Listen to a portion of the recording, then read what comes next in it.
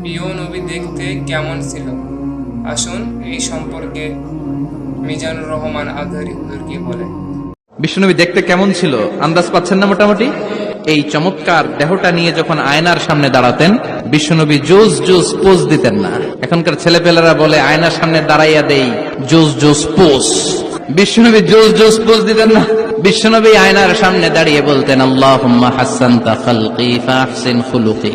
ও আল্লাহ, আমার চেহারাটা যেমনি আপনি সুন্দর বানিয়েছেন, আমার হৃদয়টারেও সুন্দর করে দেন। What a attitude, what an attitude! কি অ্যাটিটিউড ছিল না।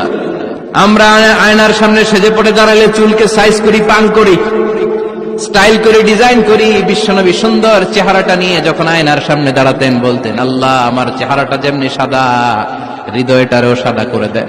কিছু মানুষ আছে চেহারা সাদা, হৃদয় কালো, আছে না নাই? কিছু মানুষ আছে চেহারাটা